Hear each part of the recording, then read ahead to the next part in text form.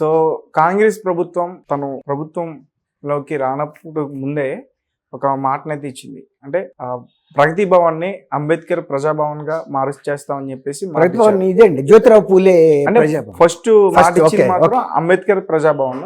దాని తర్వాత మార్చారు, జ్యోతిరావు పూలే దాని కింద పెట్టారు.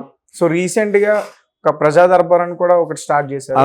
దాని పేరు కూడా మార్చేస్తున్నారు, దాని పేరు ప్రజావాణి. సో అంటే గతంలో కాంగ్రెస్ పార్టీకి ఒక చరిత్ర ఉంది. ఇది మనం దీని వరకు ముందు పరిమితం అవుదాం అండి. ఫస్ట్ మీరు అన్నట్టు అంబేద్కర్ ప్రజాభవన్ పెడదాం అనుకున్నారు. ఎందుకంటే సచివాలయానికి కూడా అంబేద్కర్ గారు పేరు పెట్టారు కాబట్టి సచివాలయం అనేది చాలా పెద్ద వ్యవస్థ, రాష్ట్రానికి సంబంధించిన పూర్తి పరిపాలనా విభాగాలు ఉండే సంస్థ. అందువల్ల దాన్ని అంబేద్కర్ సచివాలయంగా పెట్టారు కాబట్టి ఆ పేరునే ఇక్కడ కూడా పెడదాం అనుకున్నారు. కానీ అంతకి ఈక్వల్ అయిన వ్యక్తి జ్యోతిరావు పూలే గారు. ఆయన కూడా దళిత వర్గాలని ఉద్ధరించడంలో చాలా విశేషమైన కృషి చేసిన మహారాష్ట్రకి చెందిన వ్యక్తి. ఇద్దరు మహారాష్ట్రకి చెందిన వారే, ఇద్దరు ఎవరి స్థాయి వాళ్ళకు ఉంది. కాకపోతే ఈయన అంబేద్కర్ గారు ఏమో రాజ్యాంగ రచనలో కూడా పాల్గొని రాజ్యాంగ కమిటీ కాన్స్టిట్యూషనల్ దీనిలో కూడా ఉన్నారు కాబట్టి ఇంకా కొంత ఫేమస్ అయ్యారు. ఈయనంత పేరు జ్యోతిరావు పూలే ప్రజాదరణ అంటే ప్రజలకు తెలియదు, బాగా కొంత చదువుకున్న వాళ్ళకి తప్ప. అందువల్ల ముందు అది అనుకున్న మాట వాస్తవమే. కానీ తర్వాత వి హనుమంతరావు గారు సీనియర్ కాంగ్రెస్ లీడరు దీన్ని జ్యోతిరావు పూలే ప్రజాభవన్గా పెడితే బాగుంటుందన్న వ్యక్తం చేశాడు అభిప్రాయాన్ని. చాలా మామూలుగానే వ్యక్తం చేసిన తర్వాత మరి ముఖ్యమంత్రి గారు ఇంకా ముఖ్యులు కూడా ఆలోచించి బహుశా అక్కడ ఆల్రెడీ అంబేద్కర్ గారిది ఉంది కదా, ఇక్కడ పూలే గారి పేరు పెడదామని అనుకుని ఉండొచ్చు. అది ఒకటి. ఇప్పుడు ఫస్ట్ ఏమో ప్రజా దర్బార్ అన్నారు కదా, ఆ ప్రజా దర్బార్ని ప్రజావాణి అన్నారు. కానీ ప్రజావాణి అయినా దర్బార్ అయినా ప్రజలు సమస్యలు తీసుకుని వెళ్ళటం, ముఖ్యమంత్రి గారికి సమర్పించడం, ఆయనకి వివరించడం, ఇదైతే సేమ్ కదా, పేరేగా మార్పు. ప్రజావాణి అన్నా అదే, ప్రజా దర్బార్ అన్నా కూడా అది. ప్రజా దర్బార్ అంటే ప్రజల సభ అని, ప్రజావాణి అంటే ప్రజల గొంతుక అని. ఇప్పుడు ప్రజల గొంతుక అంటే వాళ్ళ సమస్యలు చెప్తున్నారు కాబట్టి ఇది బాగా ఇంకా సరైన పేరు అయ్యి ఉంటుంది అనుకుని వాళ్ళు అనుకుని ఉండొచ్చు. ఏదుంటే అది కంటిన్యూ చేస్తే దర్బార్గా కొనసాగినా వాణిగా కొనసాగినా ప్రజల గొంతుక ప్రభుత్వంకి వినపడేటట్టు చేస్తే అదే చాలండి, అదే 10,000. తెలంగాణ ప్రజలు కోరుకునేది ఎక్కువగా అదే. అది. ఆ తర్వాత రెండోది మీరు అడిగారు, ముఖ్యమంత్రులు కూడా పదే మారుస్తారా గతంలో లాగా అని. అంటే గతంలో అంటే అప్పుడు రాజకీయ పరిస్థితులు అట్లా ఉండేవి, మీరు అన్నట్టు కొద్దిగా అస్థిరతగా ఉండేది. ఎవరన్నా అసంతృప్తులు ఉన్నా కూడా అధిష్టానం కొంత ప్రోత్సహించేది. ఎందుకంటే స్థానిక నాయకులు బలపడితే వీళ్ళ బలం పెరిగిపోతుంది, మన మాట వినరు అనే ఉద్దేశం మీద కొంచెం వాళ్ళ పక్కలో బల్యంలాగా ఇంకొకరిని కూడా సమాంతరంగా ప్రోత్సహించే సంస్కృతి కాంగ్రెస్లో గతంలో ఉండేది. అది ఒక 40 ఏళ్ల క్రితం, 35 ఏళ్ల క్రితం. అది ఎప్పుడైతే తెలుగుదేశం దాన్ని ఎన్కాష్ చేసుకుని తెలుగువారి ఆత్మగౌరవాన్ని దెబ్బతీస్తున్నారు, ముఖ్యమంత్రుల్ని మార్చడం ద్వారా. తర్వాత ముఖ్యమంత్రులతో చెప్పులు మోయిస్తున్నారు, ముఖ్యమంత్రులు కేర్ చేయట్లేదని ఆ నినాదంతో ఎప్పుడైతే తెలుగుదేశం పార్టీ ఆవిర్భావం జరిగిందో కాంగ్రెస్కి దిమ్మ తిరిగిపోయింది. ఇప్పుడు కూడా ఓటమి అనేది లేదు. అప్పుడే ఫస్ట్ టైం కాంగ్రెసేతర ప్రభుత్వం ఆంధ్రప్రదేశ్లో ఏర్పడింది. అప్పటి నుంచి కొంత వాళ్ళలో కూడా కొద్దిగా జ్ఞానోదయం అయింది. మనం ప్రాంతీయ నాయకుల్ని ఈ విధంగా గనక అవమానాలు పాలు చేసి ఢిల్లీ చుట్టూతా తిప్పుకుని మన చుట్టూతా తిప్పుకుంటే ఏ రాష్ట్ర ప్రజల ఆత్మాభిమాన దెబ్బతిన్నప్పుడు ఎన్టీ రామారావు గారు లాగా ఆ అస్త్రాన్ని ఉపయోగించి కొడితే బాగా హిట్ అవుతుంది. ఎందుకంటే భావోద్వేగానికి సంబంధించిన విషయం. ఇప్పుడు తెలంగాణ భావోద్వేగాన్ని ఉపయోగించుకుని కేసీఆర్ గారు ఆ తెలంగాణ రాష్ట్రాన్ని ఏర్పాటు చేయడానికి ఎట్లా సక్సెస్ అయ్యాడు. ఎవరైనా కూడా ప్రాంతీయ తత్వాన్ని, తెలుగు భాషని ఇలాంటి వాటిని ఉపయోగిస్తే ప్రజల్లో భావోద్వేగం వస్తుంది, సంస్కృతిని, తెలుగు ప్రజల సాంప్రదాయాలని. అట్లా ఎన్కాష్ చేసుకుని వీళ్ళు మన దెబ్బతీసే అవకాశం ఉందని కొంత జ్ఞానోదయం అయ్యి ఇదివరకట్లాగా పదే ముఖ్యమంత్రుల్ని మార్చడం, తర్వాత వాళ్ళని కావాలని బలహీనపరిచే పద్ధతులకు కొంత స్వస్తి చెప్పారు. ఎప్పుడైతే రాష్ట్రాల్లో కూడా సుస్థిరమైన నాయకులు, నికరమైన నాయకులు ఉంటే మనకు కూడా పార్టీకి అండగా ఉంటారు, బలంగా ఉంటుందనే ఉద్దేశంతో ఇప్పుడు అట్లా గతంలో మార్చి పార్టీయే దెబ్బతింది అల్టిమేట్గా.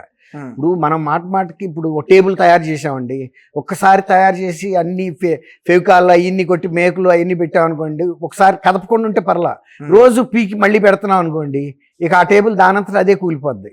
ఎందుకంటే ఫస్ట్ లో ఉన్న పట్టుత్వం దానికి ఉండదు కదా, మాటకి రోజుకి ఒకసారి పీకుతుంటాయి 3 సార్లు. కాబట్టి ఏ పార్టీ అయినా కూడా మనం టేబుల్ ఉదాహరణగానే ఉంటది. అట్లా మాటకి మారుస్తారని నేను అనుకోను. మహా ఉంటే ఏదైనా 2-3 ఏళ్ల తర్వాత పార్టీ అధిష్టానం ఇంకొకళ్ళు కూడా ఎవరికన్నా ఎఫిషియెంట్ పీపుల్ ఉన్నారు ఇద్దామంటే అది వేరే మాట. అంటే నాకెందుకు ఈ డౌట్ వచ్చిందంటే సార్, ఇప్పుడు మాట మార్చారు. ఇంతకుముందు అసెంబ్లీలో కూడా కేటీఆర్ గారు ఈవెన్ వాళ్ళకి బాత్రూమ్కి వెళ్ళాలన్నా ఢిల్లీలో పర్మిషన్ అడగాలి అని చెప్పేసి ఇలాంటి కౌంటర్లన్నీ కూడా వేయడం జరిగింది. సో వీళ్ళ తీరు చూస్తుంటే ఇప్పుడే స్టార్టింగ్లోనే ఇలా మాటలు మార్చేస్తున్నారు, పేర్లు మార్చేస్తున్నారు, ఒక దాని మీద నిలబడట్లేదు. మరి ఇక్కడ ఉచిత బస్సు చూసుకున్నా, గ్యాస్ గురించి చూసుకున్నా, కరెంట్ గురించి చూసుకున్నా, అవన్నీ కూడా మరి ప్రవేశపెట్టి మళ్ళీ వెంటనే మార్చేస్తారని డౌట్ జనాల్లో. అదే ఇప్పుడు ప్రతిపక్ష పార్టీలు, ఇప్పుడు కేసీఆర్ గారికి ప్రతిపక్ష పార్టీ కాంగ్రెస్ అండి. కాంగ్రెస్ గురించి మంచి మాటలు చెప్పడు కదా, గొప్పగా చెప్పడు కదా. మా పార్టీ కన్నా ఆ పార్టీ బాగుంటుంది, ఆ పార్టీ విధానాలు బాగుంటాయి, మాకన్నా ఎక్కువ సబ్సిడీలు ఇస్తారు, రాయితీలు ఇస్తారు, సంక్షేమ పథకాలు ఇస్తారని ఎప్పుడైనా విమర్శిస్తారు. ఇప్పుడు మీలాంటి యువకులు ఏమనుకుంటారంటే గతంలో కదా అనుభవం లేదు కదా, కాంగ్రెస్ అంటే ఇప్పుడు ఫస్ట్ టైం మీరు కూడా చూస్తున్నారు మీకు ఊహ వచ్చిన తర్వాత తెలంగాణలో. కాబట్టి మీరు ఇట్లా అనుకోవటంలో తప్పులేదు. కానీ మేము ఇంకా కొన్ని గవర్నమెంట్లను కూడా చూసాం కదా, రకరకాల గవర్నమెంట్లని. ఏదైనా కాలక్రమంలో అస్థిరపడటం సహజం, పతనం అవటం సహజం. ఇప్పుడు మనం బీఆర్ఎస్ని కంటి ముందు చూసాం, ఒక మంచి పటిష్టమైన పార్టీ, అసలు దీనికి ఎదురే లేదు అనుకున్న పార్టీ బిళ్ళబీటుగా పడిపోయింది. అంటే అకస్మాత్తుగా హార్ట్ అటాక్ వచ్చి పడిపోతారు చూసారా. ఇప్పుడు ఏదైనా మంచం మీద పడి 1 సంవత్సరం 2 సంవత్సరాల తర్వాత పోతే అది వేరు, మానసికంగా బంధువులు కూడా సిద్ధపడతారు, ఇది ఈయనకి ఇబ్బందిగా ఉందా, ఆరోగ్యం ఎన్నాళ్ళు ఉంటాడు అని. బాగా యాక్టివ్గా తిరుగుతానే నడుస్తానే పడిపోయాడు అనుకోండి ఎవరన్నా, అట్లా మొన్న గవర్నమెంట్ అట్టాగే అయింది కదా.